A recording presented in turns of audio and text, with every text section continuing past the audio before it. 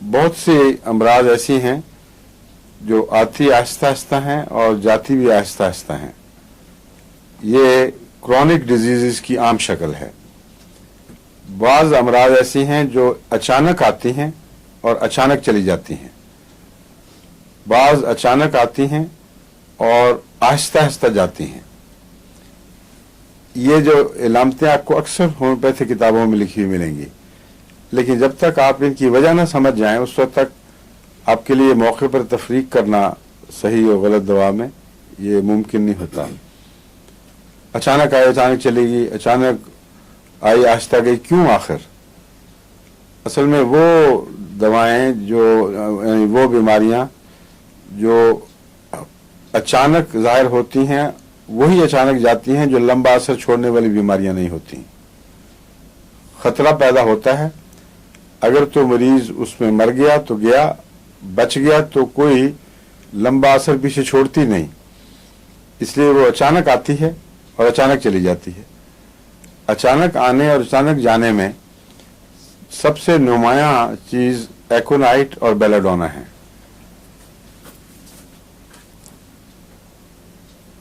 اچانک جا تو سکتی ہیں مگر اچانک بعض دفعہ مریض کو بھی ساتھ ہی لے جاتی ہیں کیونکہ ان میں وائلنس بہت ہے.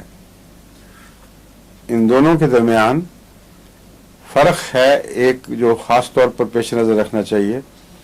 بعض دفعہ دونوں دوائیں اکٹھی دینی پڑتی ہیں کسی اور مجبوری کے پیش نظر، لیکن اگر ان کو پہچان لیں تو ایک ہی دوا اکیلی کام آ سکتی ہے. ایکونائٹ میں بھی اچانک آنا اور اچانک جانا شامل ہے، لیکن اس میں خوف ضرور ہوتا ہے. ایکونائٹ کا مریض سخت خوف زدہ ہوتا ہے کہ کچھ مجھے ہونے لگا ہے، یہاں تک کہ وہ اپنی موت کے متعلق بھی یقین کر لیتا ہے کہ بس اب اس بیماری سے میں نکل نہیں سکتا. اور خواہ وہ بیماری سخت نوعیت کی موت والی بیماری نہ بھی نظر آئے، ایکونائٹ کے مریض کا خوف میں مبتلا ہونا ایک لازمی حصہ ہے.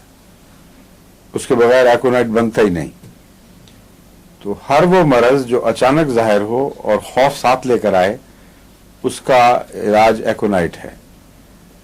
اور اگر اچانک ہو اور وائلنس بہت ہو اس میں لیکن خوف نہ ہو، بعض دفعہ مریض ڈل اور بحث ہو جاتا ہے اس بات میں، یعنی شدید طور پر ایک عضو ہے جو پھول گیا ہے، پھٹنے لگا ہے، تپکن ہے، درد ہے، لیکن یہ وہم نہیں ہے کہ میں مر رہا ہوں یا کوئی خطرناک چیز ہے. وہ بیلاڈونا ہے.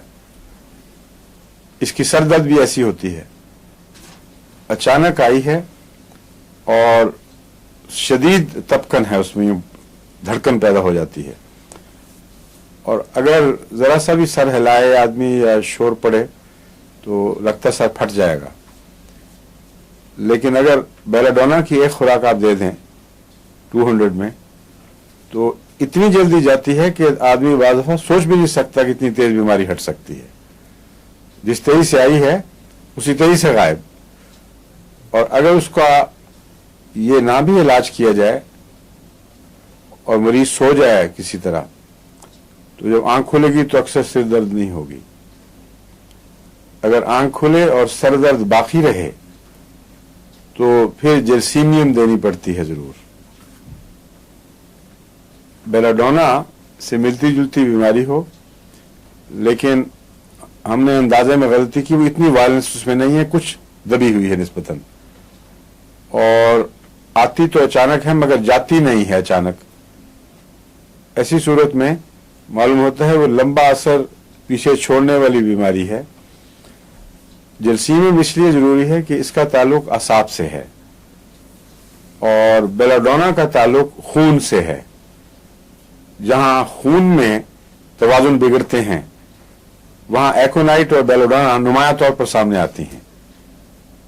ایکونائٹ اپنے خوف کی وجہ سے پہچانا جاتا ہے، الگ ہو جاتا ہے. بیلاڈونا عموماً بغیر کسی شبہ کے نظر آ جاتا ہے کہ یہ بیلاڈونا کا کیس ہے. لیکن بیلاڈونا کا کیس نظر آئے مگر اتنی وائلنس اس میں نہ ہو اور پیچھے ٹھہر جائے اس کی مرض، تو یہ دو طرح سے ممکن ہے. ایک یہ کہ خون کی خرابی کے آثار ہیں और बेलाडोना ने इब्तदा में जो असर दिखाना था वो दिखा दिया, मजीद इसके बस की बात नहीं है। खून की बीमारी अगर ज़्यादा गहरी हो तो आगाज़ खा बेलाडोना की तरह हो, बेलाडोना से मुकम्मल शफा नहीं होती। अगर आसाब की बीमारी साथ मिली हुई हो तो उसमें बेलाडोना की बजाय जर्सीमियम काम करता है, जिसका बहुत गहरा ताल्लुक आसाब से है और आसाबी कमजोरियों से। बेलाडोना में जहां खून की खराबी है वहां अमूमन एब्सेसेस हैं, मसलन गहरे फोड़े हैं जो नमूदार हो रहे हैं। अगर आप फौरी तौर पर बेलाडोना नहीं देंगे तो वो फोड़ा लंबे अरसे तक शदीद दर्द की हालत में मरीज को रखता है और रफ्ता रफ्ता आहिस्ता आहिस्ता वो रंग बदलता है अपना। बेलाडोना में खूबी यह है कि अगर रिपीट किया जाए तो बसा औकात ऐसा फोड़ा फिर पकने के लिए तैयार भी नहीं होता, वहीं से गायब हो जाता है। जो गैर मामूली इज्तिमाई खून था उसको बेलाडोना वापस फेंक देता है और वो जो नुक्ता जिसके गिर्द मर्ज बनना शुरू हुआ है वो नुक्ता खुद ब खुद ही ठीक हो जाता है, उसको किसी और इलाज की जरूरत नहीं रहती। लेकिन अगर इससे मर्ज आगे बढ़ चुका हो तो फिर बेलाडोना उसको ठीक करने की बजाय जल्द पकाता है और इस दौरान रिलीफ भी देता है, आराम भी पहुंचाता है। और जो जो बेलाडोना बार बार खाएंगे बहुत तेजी के साथ थोड़ा नरम हो जाएगा, उसकी वायलेंस में कमी आ जाएगी और फिर उसकी दूसरी दवाओं की जरूरत पड़ती है। बाद दफा सिलीशिया देनी पड़ती है, बाद दफा और दवाएं देनी पड़ती हैं। हेपरसेल्फ बेलाडोना के बाद बड़ा अच्छा काम करती है।